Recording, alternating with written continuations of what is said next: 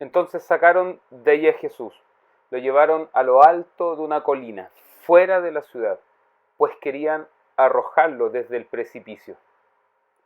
Pero Jesús se escabulló entre medio de ellos y logró regresar a Nazaret. El contexto en el cual encontramos este versículo, ahí en el capítulo 4 del Evangelio de Lucas, es cuando Jesús va a la sinagoga y le entregan un rollo para que lo lea, el rollo del profeta Isaías. Dice que una vez que lo leyó, todos los ojos de quienes estaban en la sinagoga estaban puestos en Jesús. Y Jesús les dice, hoy en medio de ustedes se ha cumplido el pasaje de esta escritura. Más abajo en el texto dice que al oírlos, los que estaban ahí se preguntaban y decían, pero ¿no es este el hijo del carpintero? ¿Es que no es acaso este el hijo de José? Lo conocen, pero no le reconocen. Saben de él, pero no logran reconocer tal afirmación que en medio de ellos Jesús ese día les habló. Por pluma de Juan sabemos de que ni siquiera aún su propia familia creía en él, le recibían. Vino a los suyos no le recibieron. En el Evangelio de Marcos quizás es más específico cuando nos relate, dice que los suyos fueron, ¿para qué? Para apoderarse de él. ¿Por qué? Porque pensaban que estaba loco. La clase religiosa de la época, quienes pasaron a ser sus enemigos, lo creían merecedor de la cruz, merecedor de la crucifixión, y su familia lo tenía por loco. El contexto en el cual se desarrolla este texto de parte de ellos también. Posiblemente Jesús conocía a esta persona que le entrega el rollo. Quienes habían puesto su mirada en él sabían, le conocían. ¿Este no es el hijo del carpintero? Me gustaría que por un momento nos contextualicemos, nos pongamos en contexto en el cual se desarrolla, en el ambiente en el cual se desarrolla este hecho. Los ojos de todos estaban puestos en él. En ese momento, en ese contexto de quienes sabían acerca de él, quienes le habían oído, quienes le habían visto crecer. Jesús de manera confiada, quizás un tanto impulsiva, revela en cuanto a su persona. Resulta que frente a esta revelación en el cual Jesús habla abiertamente en medio de sus cercanos, quienes le conocen no logran reconocerle, no están dispuestos, porque le conocen, a rendirle honor, no están dispuestos, a arrodillarse a frente quien ellos ven es uno igual a ellos, a quienes le vieron crecer, quienes quizás jugaron con él. ¿No es acaso este el carpintero? ¿No es acaso este el hijo de María? ¿No es acaso este el hermano de Santiago, de José, de Judas, de Simón? ¿No son acaso sus hermanas estas que están aquí entre nosotros? Poniéndonos un poco en la escena, esta revelación de Jesús causa entre sus conocidos, entre sus cercanos, causa resistencia, causa una gran controversia entre quienes le conocían, entre quienes vivieron con él. Todos los de la sinagoga, dice el texto ahí en Lucas capítulo 4, se llenaron de ira. Todos se llenaron de ira y levantándose lo llevaron donde fuera de la ciudad, lo llevaron a la altura de un monte sobre el cual estaba edificada la ciudad. ¿Para qué? Para lanzarlo, para arrojarlo, para tirarlo en ese precipicio, para deshacerse de Jesús.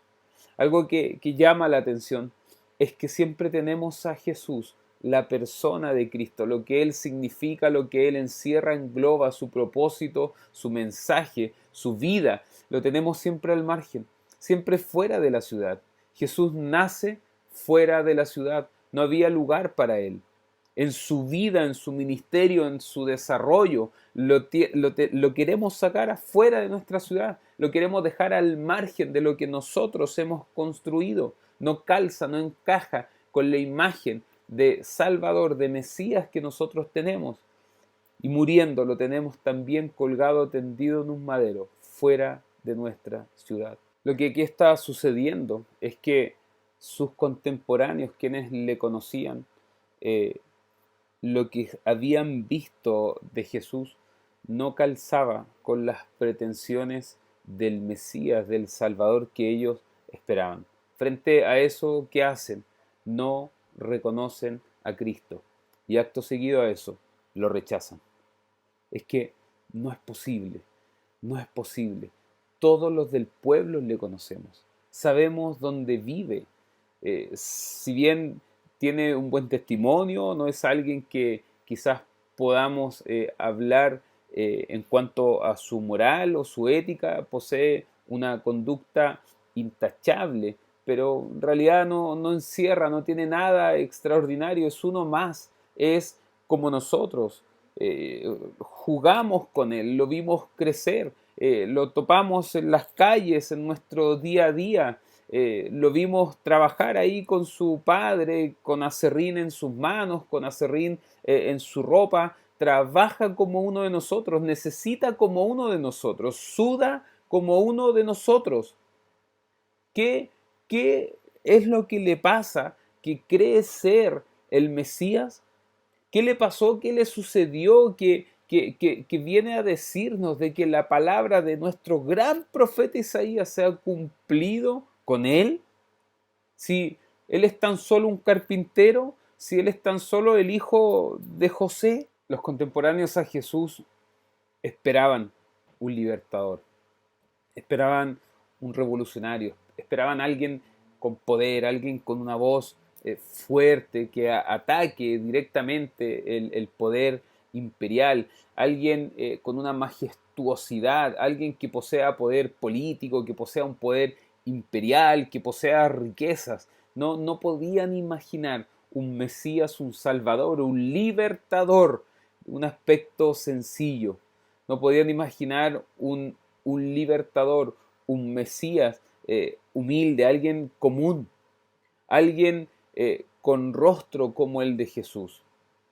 Yo sé que al oír esto, sé que al reflexionar, al revisar las páginas de los evangelios y ver, ¿no es cierto?, este rechazo que Jesús recibió de parte de los suyos, quizás surge en nosotros un deseo de desprecio en cuanto a sus contemporáneos. Quizás surge un deseo de cómo es posible que no le hayan reconocido. Como Jesús dice, bueno, si no me creen por lo que digo, por último créanme por las cosas que hago. ¿Cómo es posible que no hayan logrado reconocer a Jesús como el Salvador, como quien era? Pero ¿sabes qué? Tú y yo también sabemos de Jesús. Y hoy día leemos los textos, sabemos acerca de su persona.